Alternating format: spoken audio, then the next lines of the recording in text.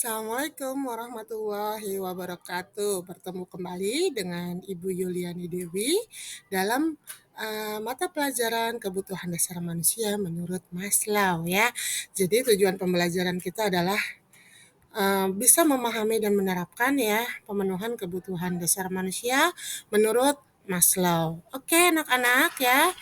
Eh, Kenapa jadi kita bisa sebut itu sebagai kebutuhan dasar manusia? Ada 5 alasan ya. Jika kebutuhan tersebut tidak terpenuhi, bisa menimbulkan penyakit ya. Yang kedua, jika kebutuhan tersebut terpenuhi, itu bisa mencegah sakit ya. Jadi sangat berhubungan erat. Jika tidak terpenuhi bisa menyebabkan sakit. Jika kebutuhan tersebut terpenuhi maka bisa mencegah sakit. Yang ketiga, kebutuhan merupakan indikator seseorang bisa dikatakan sehat ya. Jadi kalau kita bisa memenuhi kebutuhan tersebut, maka itulah indikator kita bisa disebut sehat ya. Kemudian yang ketiga, ada perasaan kehilangan. Jika kebutuhan tersebut nggak bisa kita penuhi ya. Jadi ada rasa hilang, ada rasa kurang gitu ya. Kalau misalnya kebutuhan yang kita perlukan itu nggak bisa kita penuhin ya. Dan yang terakhir ada kepuasan. Ya, jawaban dari nomor 4 ada kepuasan jika kebutuhan tersebut bisa kita penuhi. Ya, anak-anak ya. Jadi ada 5 kebutuhan, 5 indikator kenapa disebut sebagai kebutuhan dasar manusia. Baik, ini adalah hierarki Maslow ya. Jadi Abraham Maslow itu mengeluarkan atau mencetuskan hierarki atau tingkatan kebutuhan dasar manusia berdasarkan prioritas. Jadi kalau misalnya kita belajar tentang hierarki of Maslow ini, kita maka bisa memprioritaskan mana sih yang duluan kita harus penuhi, mana sih yang bisa kita pending, mana sih yang bisa nanti-nanti aja kita penuhinnya ya. Bisa kita lihat dari hierarki Maslow ini. Baik, yang pertama itu adalah kebutuhan fisiologis. Apa sih kebutuhan fisiologis ini? Jadi kebutuhan fisiologis ini kebutuhan yang sangat penting. Kalau misalnya kita nggak penuhi, bisa menyebabkan sakit, bahkan meninggal dunia. Ya, jadi kalau misalnya kita nggak bisa memenuhi kebutuhan prioritas yaitu fisiologis ini, bisa menyebabkan sakit, atau meninggal dunia ya. Contohnya apa? Makanan ya, nutrisi, minuman, cairan ya, tidur. Tidur juga masuk kebutuhan ya, kebutuhan dasar prioritas atau fisiologis. Kenapa? Kalau kita kurang tidur bisa menyebabkan sakit bahkan meninggal loh. Ya, jadi kalau kita ada waktu luang, ketika kita badan capek atau apa, kita perlu tidur Kak, istirahat ya. Sama istirahat juga sangat penting ya. Jadi untuk pembelajaran khusus tidur ya, kebutuhan tidur nanti akan kita pelajari pada pertemuan selanjutnya ya. Nah, kemudian apalagi selain 4 contoh ini? Oksigen. Ya, oksigen juga sangat penting. Adakah yang bisa hidup tanpa oksigen? Nggak ada ya. Pasti semuanya perlu oksigen. Jadi kalau misalnya ada ya, itu luar biasa ya. Soalnya 5 menit aja kita nggak bisa menghirup atau mengambil oksigen dengan maksimal, bisa menyebabkan kerusakan otak kayak otak secara permanen. Artinya secara total dan bisa menyebabkan kematian 5 menit aja. Ya, nggak usah lama-lama 5 menit aja. Ya, bisa menyebabkan kita meninggal loh. Ya, makanya ketika ada pasien dengan kegawat daruratan oksigen itu pertolongannya luar biasa Kak. Ada yang dikasih resusitasi jantung paru, ada yang dikasih dengan apa namanya? Posisi yang benar ya, semi polar bahkan posisi duduk ya, jangan posisi berbaring karena posisi juga sangat membantu dalam proses pengambilan oksigen ya.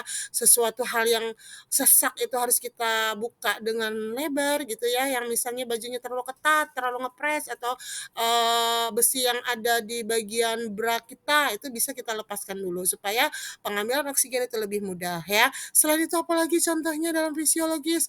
Pakaian tadi sudah ya, pakaian, tempat tinggal itu juga masuk, Kak. Ya kita, kalau punya tempat tinggal ya, itu meskipun kita sederhana, dengan hidup sederhana itu merasa nyaman gitu ya, merasa tenang, merasa terpenuhi aja semuanya gitu ya. Tapi berbeda dengan kita misalnya nggak punya rumah, maaf, misalnya di kolong jembatan atau misalnya di, eee nggak menentu di jalanan gitu ya, kita boro-boro mau memenuhi kebutuhan kita, itu sangat susah ya. Jadi, tempat tinggal, sandang, pangan, papan itu masuk dalam, kebutuhan prioritas yaitu fisiologis ya. Makanya pemerintah juga, membantu kita dalam, apa namanya, setiap rumah tangga itu mempunyai satu, eee, kemudahan untuk mengambil, rumah ya, rumah dengan subsidi gitu ya, rumah bersubsidi supaya apa? Supaya kita masyarakat Indonesia bisa mempunyai tempat tinggal yang nyaman. Baik, kebutuhan kedua adalah rasa aman. Nah, gimana, rasa aman ini, bisa terpenuhi jika kebutuhan fisiologis kita nggak terpenuhi? Misal kita nggak punya tempat tinggal, kayak apa kita bisa merasakan rasa aman? Ya nggak akan bisa.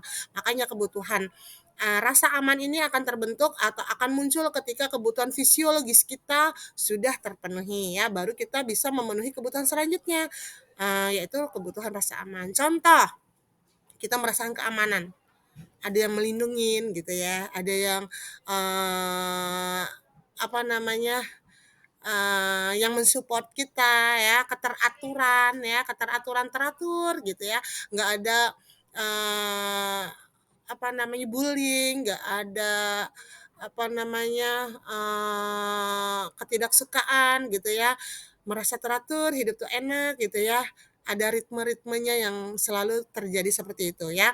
Kemudian stabilitas, stabil aja ya, nggak ada lonjakan-lonjakan, nggak ada rintangan gitu ya, kalau bisa tuh seperti itu, enak gitu ya, merasa aman. Selain itu apa, Kak? Bebas dari rasa sakit ya, nggak ada rasa sakit, misalnya ada rasa sakit pun cepet gitu ya, hilangnya, cepet bisa kita atasi gitu ya, bebas dari rasa cemas. Nah ya, cemas juga bisa membuat kita nggak nyaman, nggak karuan ya, nggak stabil hidup kita. Kalau misalnya ada rasa cemas, ada rasa takut gitu ya, itu juga nggak akan bisa untuk membuat kita nyaman dan aman ya. Kemudian yang ketiga adalah kebutuhan sosial. Apa yang dimaksud kebutuhan sosial? Ini adalah hubungan kita atau interaksi kita dengan orang lain, ya. Hubungan kita dengan keluarga, hubungan kita dengan teman-teman sekitar kita, hubungan kita dengan orang-orang yang ada di lingkungan kita, ya, keluarga, orang tua, teman, sahabat, dan orang yang ada di lingkungan kita, ya. Kemudian, contoh lain adalah relasi, afeksi, ya, keluarga dan lain-lain. Oke, selanjutnya adalah penghargaan. Penghargaan ini akan muncul ketika kebutuhan ada dukungan sosial dari lingkungan sekitar kita ya, ada dukungan dari keluarga kita, maka penghargaan itu akan muncul sendiri. Kita merasa dihargai, kita merasa mempunyai status, "Oh, aku diakuin loh sebagai suaminya, oh aku diakuin loh sebagai temannya, oh aku diakuin loh sebagai anak muridnya." Nah, itu contoh dari penghargaan, ada status, ya, ada tanggung jawab, ada reputasi, ya, ada pencapaian. Nah, ini masuk dalam penghargaan. Ketika kita bisa mencapai, kita akan bisa dihargai. Seperti itu ya.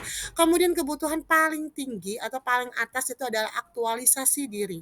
Aktualisasi diri ini contohnya, kita bisa mengembangkan diri kita, ya kita mau kemana, kita mau apa, kita mau prestasi seperti apa, di bidang apa, ya itu masuk dalam aktualisasi diri.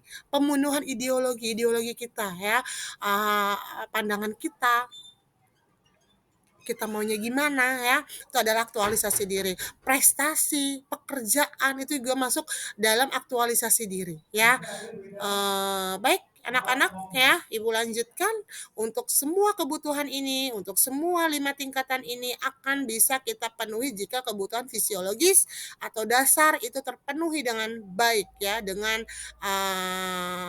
rasa kepuasan gitu ya, rasa puas, rasa maksimal, maka kebutuhan yang di atas sampai aktualisasi diri itu akan lebih mudah kita rasakan, akan lebih mudah kita capai gitu ya. Oke, lanjut. Ini adalah faktor yang mempengaruhi pemenuhan kebutuhan dasar manusia ya. Jadi ada 4 faktor yang bisa mempengaruhi kita dalam pemenuhan kebutuhan dasar manusia. Yang pertama, penyakit ya. Penyakit ini apa namanya, membedakan kita dengan yang lain dalam pemenuhan kebutuhan dasar manusia. Misal, ada yang sakit asma, ada yang sakit gastritis atau MAH ya, ada juga yang sakit gigi. Ini contohnya sakit gigi nih ya. Nah, ketiga penyakit ini kan berbeda kayak ada yang sakit gastritis atau MAH itu berarti masalahnya adalah pada lambungnya atau MAH-nya ya, lambung gasternya yang sakit ya, asam lambungnya tinggi tapi nggak ada yang dihancurkan. Akhirnya apa? Gesekan pada dinding lambung. Akhirnya apa? Akhirnya perih, perih pada lambungnya ya, bagian abdomen atau bagian perut di bagian atas kiri ya, atas sebelah kiri. Nah, itu yang dirasakan. Itu kalau penyakit gastritis ya. Jadi pemenuhannya dengan cara apa? Dengan cara pemberian nutrisi sedikit tapi sering. Sedikit, sedikit, sedikit sesuap, 2 suap, 3 suap tapi sering. Dia ulangin lagi nanti 2 jam makan lagi 3 suap. Misalnya ya, berhenti lagi nanti makan lagi kayak gitu ya. Jadi sedikit tapi sering itu buat pasien yang gastritis atau sakit yang berhubungan dengan lambungnya. Tapi berbeda dengan yang sakit gigi nih, contohnya ya. Nah, kalau pada gambar sakit gigi ini ya, apa yang bisa kita lakukan ya? Kita hilangkan dulu nyerinya, kita kasih obat penghilang rasa nyeri ya, hindari makanan atau minuman yang bisa merangsang rasa nyerinya tadi ya,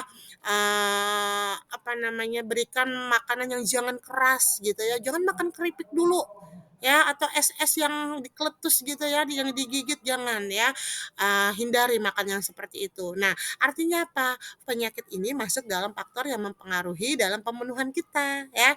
Jadi kalau misalnya kita bisa ya sehat terus, kebutuhan dasar manusianya kita penuhi semua ya, kita merasa puas, kita merupakan indikator sehat tadi ya. Jika nggak dipenuhi akan ada rasa kehilangan atau kurang gitu ya.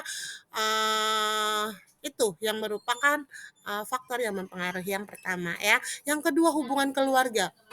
Hubungan keluarga ini ya, jika hubungan dalam sebuah keluarga itu baik, harmonis, nyaman gitu ya, maka akan memberikan dampak apa, pemenuhan kebutuhan dasar manusia mudah kita penuhi. Tapi sebaliknya kalau kita kacau, pikiran kita ambyar gitu ya, terbagi-bagi, maka akan susah dalam pemenuhan. Misalnya si anak pengen ini, marah-marah gitu ya si orang tuanya, karena apa? Karena itu tadi hubungan keluarga ya, ada crash gitu ya, ada sedikit masalah. Baik, selanjutnya adalah konsep diri. Nah, yang dimaksud konsep diri ini adalah bagaimana cara kita memandang diri kita ya. Konsep diri hubungannya dengan ideologi diri kita.